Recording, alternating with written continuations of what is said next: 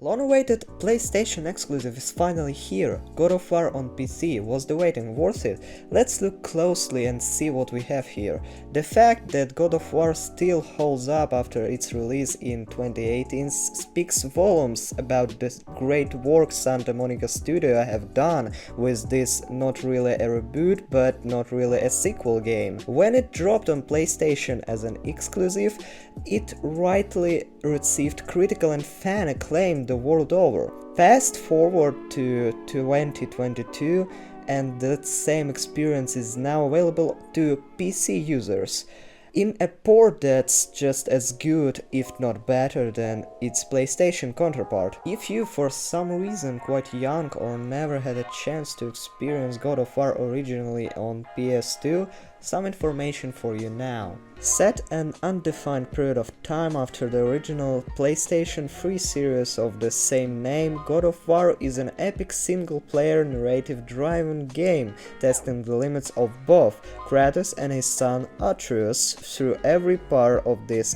stunningly realized world. And what a world it is too!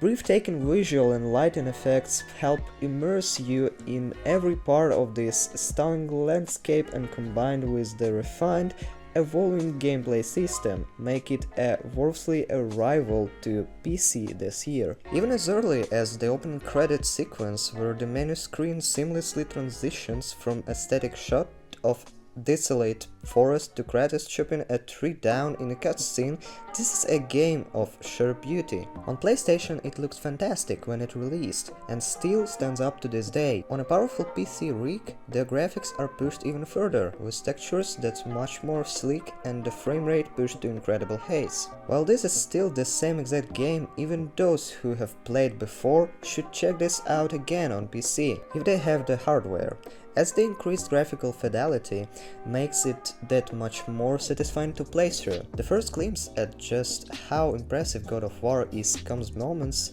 after selecting New Game on the main menu. A seamless transition from a static shot of a desolate forest shrouded in fog cuts back to show Kratos chopping a tree down. While you marvel at the staggering detail put into landscape and chapter models, it's easy to become distracted and forget to press X, as it feels more like in an in-game cutscene than a playable moment. The story isn't quite that simple, and around the midway point, just when it seems like you're gaining headway on this mission, the story shifts slightly from this initial goal to something more epic and treacherous, complete with well-timed and often surprising plot developments. Atreus and Kratos constantly grow throughout their adventure together, with dialogue shifting between cold and callous to warm and understanding over the hours spent trekking these beautiful worlds. Not only that, Atreus starts to grow snarkier, with more quips and backhanded compliments thrown towards his father. Interestingly, this works in tandem to the boy's abilities, which grow to become much more useful as the game progresses. In many ways, their relationship bears some resemblance to Joel and Ellie from The Last of Us, Joel playing the chiseled, cold father figure while the daughter enthusiastically and naively thinks of ways to brighten up their relationship. Strikes more than a few similarities to God of War, and you may find yourself drawing the same comparisons too. The opening hours are incredibly linear, with the basic combat system consisting of a few simple button presses as you begin your journey. Once you get past this initial slow period, though, God of War opens up in a best possible way after one of the most memorable boss fights in the game, while the main structure of God of War remains following a linear path to the main objective. A wealth of options open up that allow for a much more versatile and rewarding experience. The world is still linear to traverse though, which may not be to everyone's taste, but it does allow for a lot more environmental details to shine through. Defeating enemies and completing quests, both main and side, grant you experience points that in turn allows you to level up your character. This leveling works twofold. You get access to better weaponry and armor, along with more skills and abilities to use in combat. It pays to smash the various vases, wooden crates and anything else lying around too, with hex silver, the currency used in game, able to be used at various vendors across the world to buy better weapons and armor as well as items for Atreus. The skills range from simple combos to extra damage done with axe throwing, through to game-changing moves.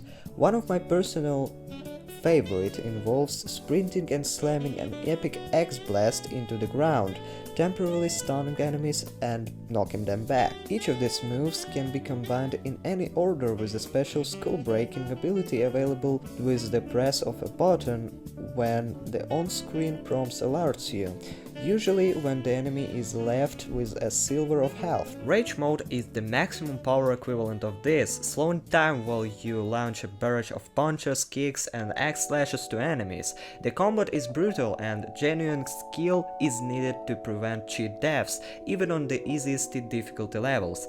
Dodging and accurate axe throwing helps here too, with the latter incredibly adept at dealing with onslaughts of enemies rushing on your position. The variety in combat and skills is some of the reason God of War works so well.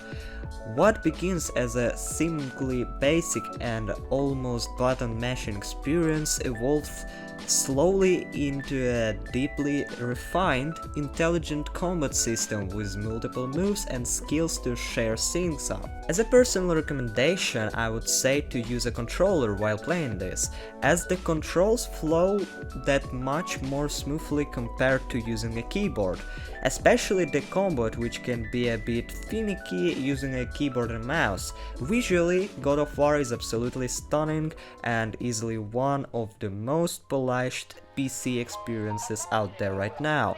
Snow crumbles and cracks realistically as you walk through knee-high clumps.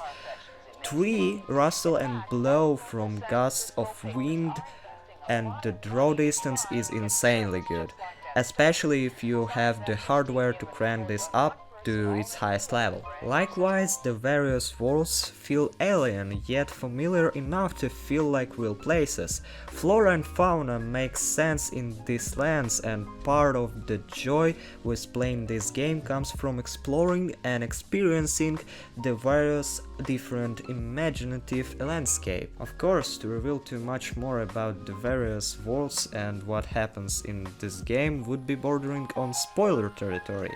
Yes, I know the game has been out since 2018, but for those avid PC gamers that have steered away from story bits pertaining to Kratos' journey, I'm not about to spoil them here. Suffice to say, there is an immersive amount of work done here to make each world feel unique, and the story beats are just as delightful to experience. Despite the amount of walking on foot, the best scenes in the game occur at sea as you row toward your destination across the beautifully rendered water, telling stories of old and generally bonding with your son. Aesthetically, the game looks fantastic, but it's the sound design and soundtrack that deserves a lot of plaudits here too. The sound effects are crisp and brutal, while the music is fantastic from start to finish. Bear McCreary's score to this game is just as good today as it was all those years back. Overall, it was worth waiting. If you're unlucky to get PS5, PC is the best option to play the game, even though I would still prefer PS5 as console to play on. Thanks for watching, would love to see you in the next one, guys. Hope you like everything and my work was also worth it.